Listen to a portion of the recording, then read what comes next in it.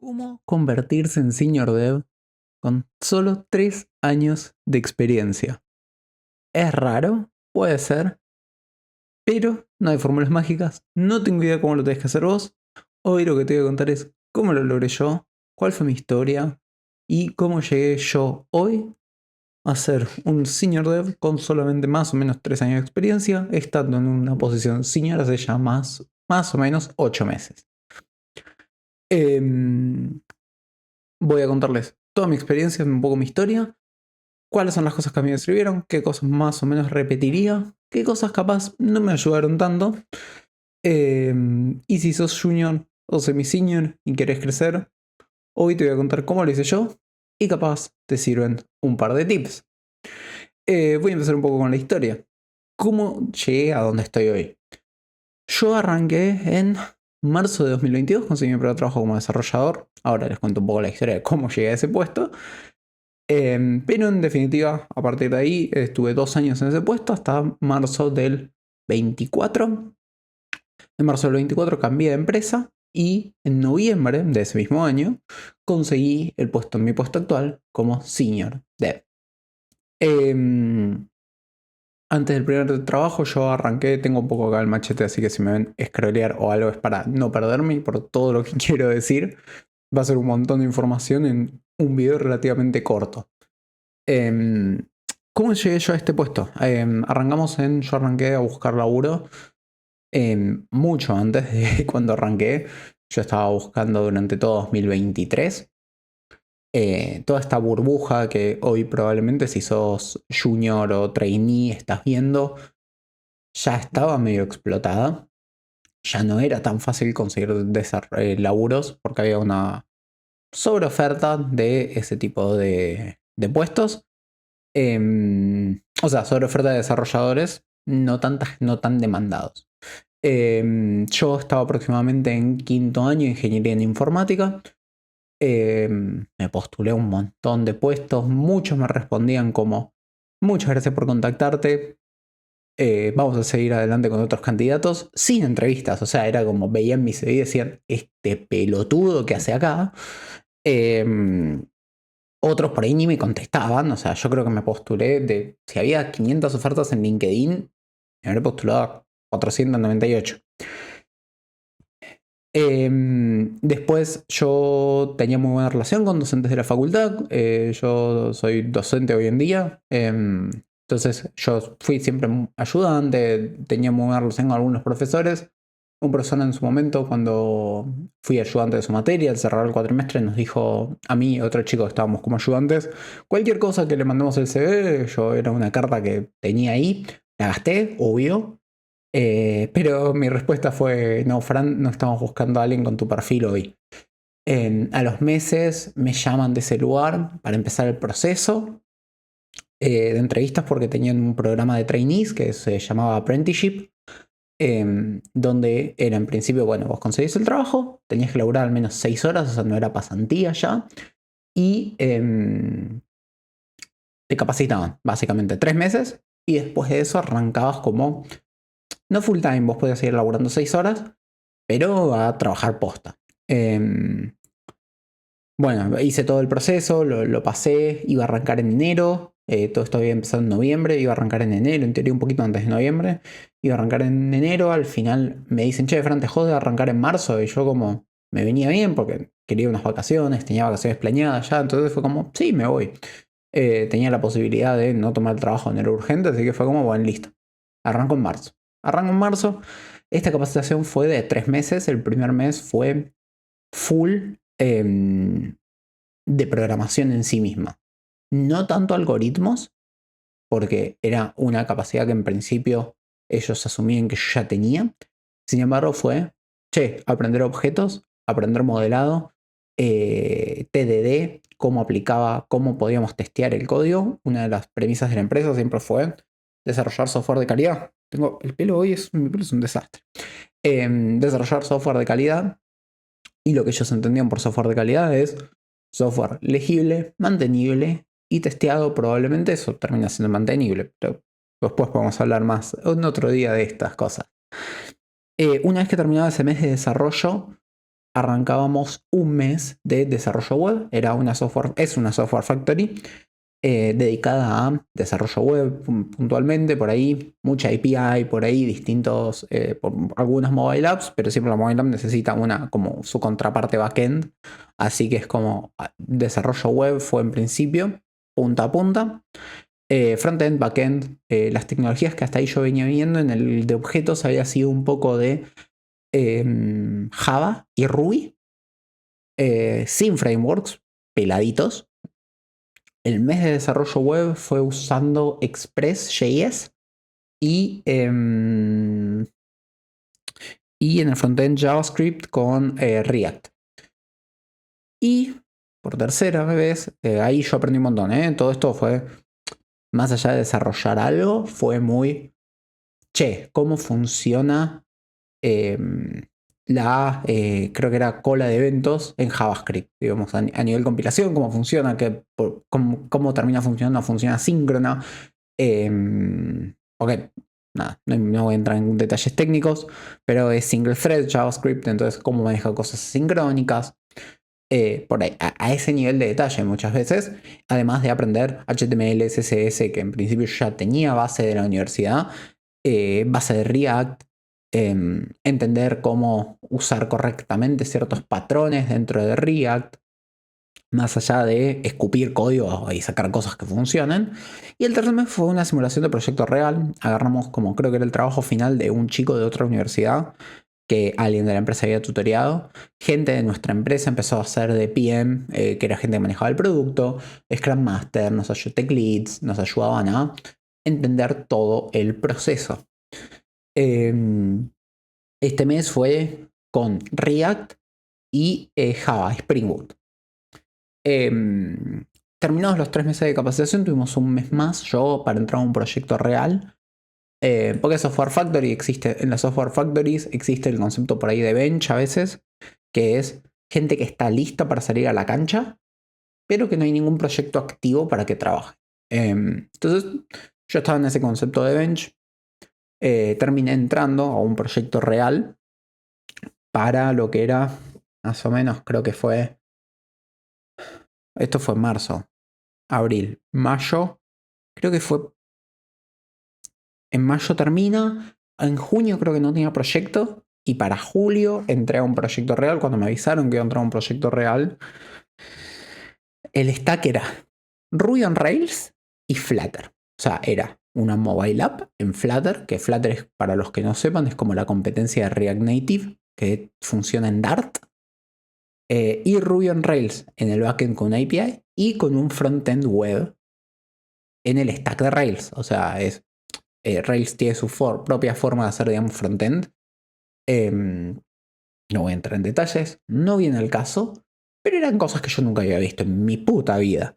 Dije, soy pollo, cagué, básicamente. Nada, yo empiezo a ver un poco antes. La realidad, si bien tenía una base de Ruby, no era mi fuerte Ruby, o sea, no era fuerte en Ruby. Mis skills técnicos eran más por ahí JavaScript, que era lo que más había tocado. Python, me sentía muy fuerte en Python. Y listo. O sea, Java había aprendido un poco, me defendía, creo. Si bien había un montón de cosas que me costaban, todo el tema de... no me salen las palabras hoy. Tipo las arrow functions, las closures que funcionan en JavaScript. Todo eso tiene sus contrapartes en Java, pero toda esa parte me cuesta un montón. Sé que hay 3 tipos, entonces es como, lo conozco, no soy un experto. Pero bueno, en el stack que yo estaba entrando no sabía nada. Dart no tenía ni idea qué era. Ruby sabía que era. Rails no tenía noción más allá de lo que había escuchado, que era tipo, sí, tiene un par de... Se dice que Rails es Conventions over Configurations. Y yo como, pero ¿cuáles son las convenciones? Ni puta idea. ¿Qué es una configuración en Rails? ¿Qué sé yo, bro? Entonces nada, entré al proyecto real, la realidad es que me sentía en bolas. Hice un par de cosas en Flutter, hice un par de cosas en Rails como para practicar y tener una noción de qué estábamos hablando, no sé, aprender a levantar un proyecto en Rails, correr un test, pero no mucho, o sea, yo entré y estaba en bolas, básicamente. Em, Ahí vamos a... empieza el proyecto real. Mi equipo estaba conformado por gente muy senior. Teníamos el líder técnico, que era muy senior, un grosso. El que estaba debajo de él era una persona que el líder estaba capacitando para volverse líder, así que también crack, lejos. Y después había dos chicos más que eran seniors. O sea, les faltaba por ahí llegar, para llegar a ese punto de el siguiente paso sea ser líderes, pero sabían una bocha. O sea, eran 4 titanes del código y yo. este, nada, la realidad es que todos los seniors me contuvieron mucho. Aprendí un montón de todos. Eh, Ellos fueron los que me entrenaron para hacer lo que yo soy hoy, en parte. Así que gracias. Los quiero, los 4 seniors. Después se agregaron un senior más, un semi-senior. Yo siempre era el pichi del equipo, en definitiva. Yo era el mentoreado. Eh, el equipo nos ayudó, me ayudó un montón. Empezábamos a agarrar tickets, me empezaban a coachear. Acá vino el primer desafío técnico fuerte, que fue un bug. Un bugcito que agarramos con otro chico. Un bugcito que era, básicamente, creo que era algo así como que un usuario cambiaba su mail en la mobile app. Y después nunca más se podía loguear, básicamente. O sea, hablando mal y pronto, fue ese como el problema. Empezamos a investigarlo, era un bugcito productivo, una startup, cosas que pasan. Y empezamos a desentrañar una cantidad de deuda técnica del proyecto. A medida que más entendíamos cómo pasó el bug, peor era. O sea, era, che, mirá, pero cuando el pibe actualizó el mail acá, no se actualizó en el sistema de autenticación, porque no era algo que manejamos nosotros, era por Firebase, que es de Google. Qué tema. Y la base, no, mira, tenemos 2 columnas que tienen el mail del pibe. ¿Y esas 2 columnas se mapean en algún lado? No. Y esto, y así, y así, y empezábamos. Por abajo empezamos a desentrañar. Había una mezcla de conceptos, una mezcla de código que Spaghetti Code, el famoso Spaghetti Code, que estaba muy mal, durísimo. O sea, con el pibe lo pediríamos un montón. Crecí una guasada en ese momento. Entonces ese proceso con el otro chico, eh, un bugcito técnico de un par de días se convirtió en 2 meses de deuda técnica arreglando y convirtiendo todo el sistema de, en definitiva, un flow muy normal o esperable, convertirlo en algo robusto, que no se debiera romper. Si vos cambias un mail, no podés perder completamente el acceso a tu app. Ese fue como el desafío técnico más grande, pero después, acá voy a saltear un poco lo que dice mi guión de bullet points. Ese es como lo más grande que me acuerdo, pero hubo 3 cosas que caracterizaron todo mi pasaje a lo largo de ese proyecto, que eran 2, 3 cosas. Yo siempre hablaba, que hablábamos con el equipo de cosas, yo hablaba de estar en modo esponja. ¿Y qué es estar en modo esponja? Una esponja absorbe agua, ¿no? Yo hablaba de ser la esponja del conocimiento. Como les dije antes, eran los titanes del código, todo mi equipo, y yo quería aprender desde los titanes del código. Yo quería ser un titán del código. ¿Cómo me puedo transformar en un titán del código? Aprendiendo lo mejor de cada uno de ellos. De todos. Todos y cada uno. ¿Cómo hacemos esto? ¿Cómo absorbemos todo el conocimiento de nuestros compañeros seniors? Leyendo PRs. Por ahí no entendemos ni J. Por ahí para nosotros el código que escriben es brillante. Capaz entre ellos se encuentran cosas. Para mí eran titanes del código. Entonces, fue muy aprender de ellos. Sentir que, bueno, leo sus PRs, leo sus discusiones, no me quedo con dudas, les pregunto el por qué cada una de las decisiones. Ahí aprendí que el código que uno escribe muchas veces debe entender cómo es esa, qué beneficios te trae entender el dominio de tu problema para trasladarlo a tu código. Aprendí un montón de cosas. Fue aprender PRs, leer, y lo otro era, siempre que podía, agarraba tickets picantes y peludos. Cosas que nunca había hecho, cosas que no tenía ni puta idea de cómo hacer, cosas que sentía que iban a ser desafíos. Por ejemplo, tengo acá dos ejemplos. Uno que era, por ejemplo, actualizar Ruby. Nada, Ruby no me acuerdo, poner versión 2.3 y había que llevarlo a la 3.1. Y fue como, bueno, lo agarro yo. Puse los dos huevos sobre la mesa y lo agarré. Ese ticket fue durísimo, durísimo. No les puedo explicar lo duro que fue. Al final salió muy mal ese ticket para mí.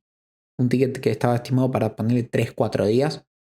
Estuve casi 2 semanas haciéndolo. Desastroso, o sea, para mí. Al final el feedback y pedir feedback, eso es otra cosa muy, muy importante. Terminó ese ticket y Charley fue tipo, che, tardé una banda, salió como el orto este ticket. Y el feedback que recibí, el ticket, un poco la historia fue, yo lo agarro, la idea era subir a versión 3.1 de Ruby, que era la última. Después de un tiempo me di cuenta que no podíamos subir a la 3.1 sin hacer un upgrade de Rails, que el upgrade de Rails no era simple y sencillo, sino que tenía un par de complicaciones grandes. Por lo que mi decisión fue, bueno, subamos a la versión 2.7 de Ruby, que es la más que todavía tiene soporte hoy en día y que es fácil de subir. Dejamos para adelante esto porque el negocio necesita que yo esté trabajando en otras cosas. Ese entendimiento del negocio fue lo que me dio el feedback positivo de, che, Fran, manejaste bien el ticket. Porque estuviste un montón de tiempo, pediste ayuda cuando tenías que pedir ayuda, porque yo había pedido bastante ayuda en ese ticket, no me la podían dar, no me acuerdo por qué. Y terminó en, bueno, no me pueden ayudar, el negocio necesita otra cosa, cambiemos el scope, hagamos algo que le sirva al sistema, pero que no trae al negocio. Y después fue, por ejemplo, integrarme con APIs. Me acuerdo, fue un ticket medio grande, que no salió mal la realidad, pero aprendí un montón. Era integrarnos con una API, pero no era instalar un SDK y listo. Era construir el SDK porque no existía un SDK de esa API. Así que nada, construí eso, o sea, integrarme, leer documentación, decisiones polémicas en el medio. Por ejemplo, en la API había un endpoint que era crear o actualizar usuarios. Yo dije, no, ¿quién fue el boludo que hizo esto? Y yo creé un mensaje para crear, un mensaje para actualizar. Le pegaban al mismo endpoint, hacían lo mismo. Ah, no, esto es crear, esto es actualizar, papi. Eh, Boludeces. Hoy, esa es una decisión que me arrepiento de diseño de software. Pero nada, era los 3 focos: revisar PRs, leer discusiones, preguntar un montón y meterme en la boca del lobo. Ahí hay una pregunta que siempre me hago o suele surgir, que es ¿en qué momento uno deja de ser junior o en qué momento uno deja de ser semi-senior? ¿En qué momento te sentís que sos cierto seniority? Y la realidad es que creo que yo nunca sentí un quiebre, un punto que digas, che, Fran, el 12 de julio del 25. No, o sea, no pasó eso. Sin embargo, lo que sí pasó fue, acá viene mi primer cambio de trabajo, yo a los 2 años me empecé a sentir un poco por ahí estancado, que quería más desafíos, aparte de otros temas. Y digo, che, quiero un cambio de laburo. Me parece que eso me mueve el piso de cierta manera, que era lo que necesitaba en ese punto de mi vida. Salir de mi zona de confort. Bueno, empiezo a buscar, yo con 2 años de experiencia en ese punto. Lo que más sentido tenía, según mis investigaciones, era un puesto de semi-senior. Consigo un rol semi-senior. Y ahí entro a un proyecto y veo otro semi-senior de mi equipo. Y había muchas diferencias, muchas. Ellos se preocupaban por el código, yo me preocupaba por el negocio. Esa fue como una diferencia clave que notaba.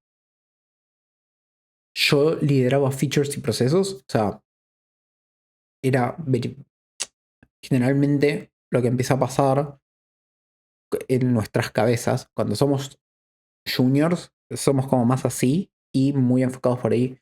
Che, este es mi ticket, esto es lo que tengo que hacer. A medida que vas creciendo en seniority, tu campo visual, digamos, se va abriendo y terminas viendo más cosas. ¿Qué terminas viendo? Salud del equipo, partes del equipo bloqueadas, desbloquear gente. Aparte de tu trabajo, ¿no? O sea, aparte de avanzar con tus tickets.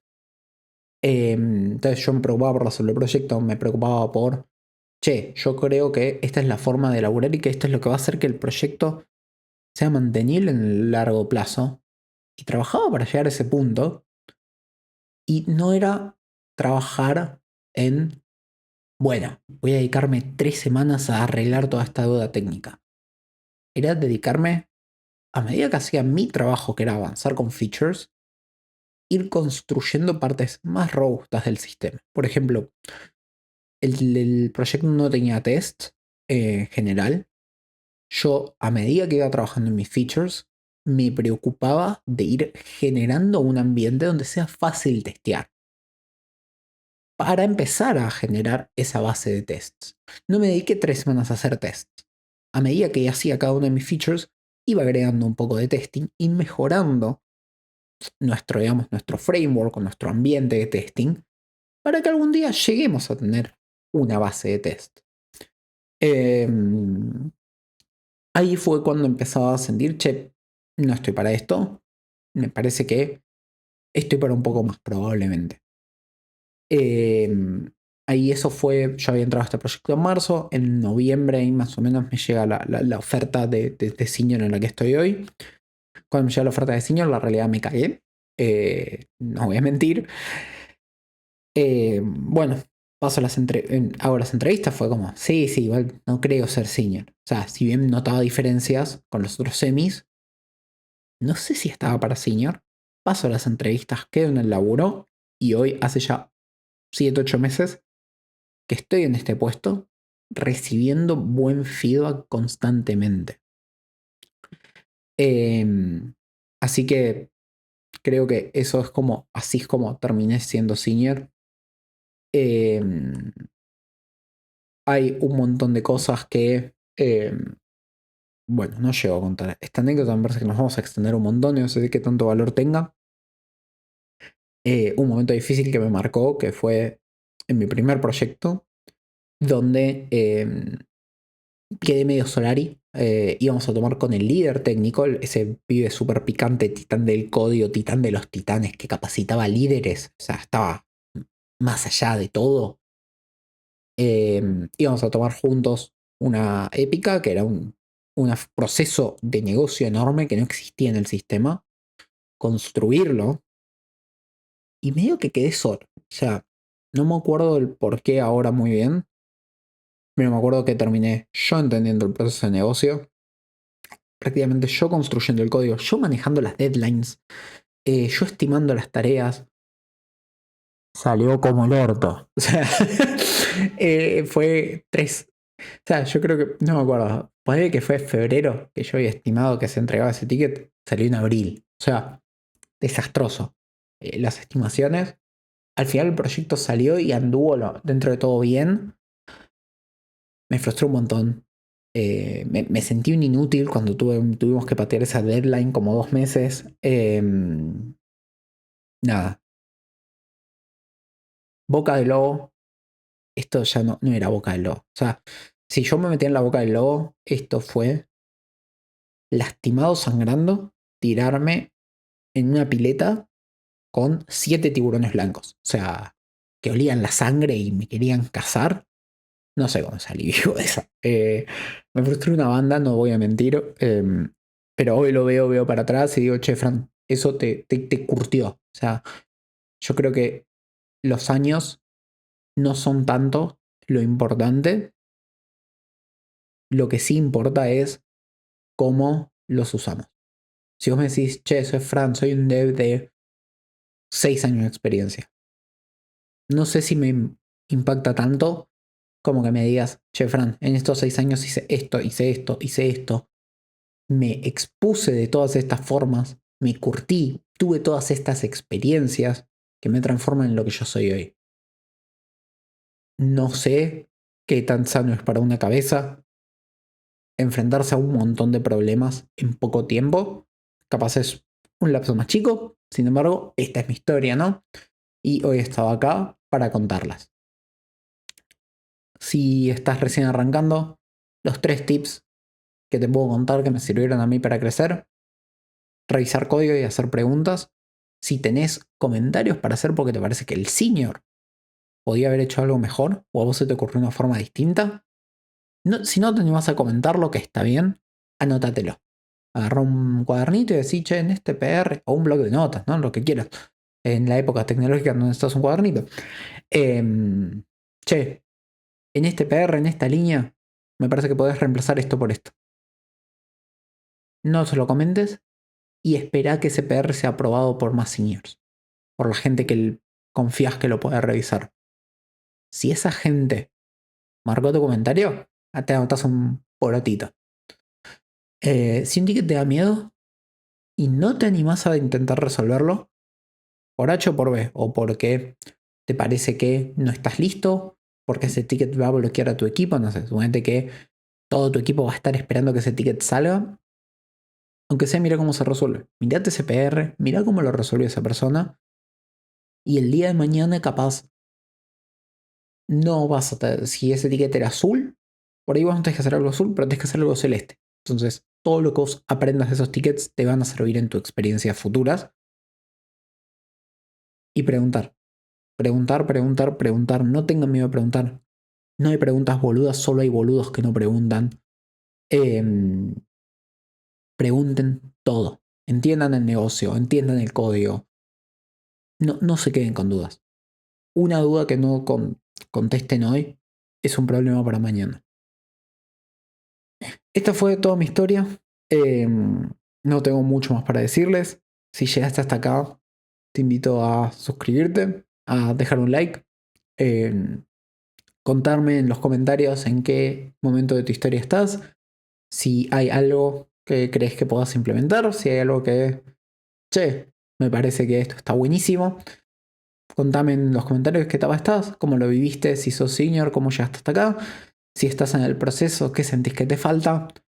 Y si te interesan estos temas, suscríbete, que se vienen muchos más videos del mismo estilo. Nos vemos. Chao, chao.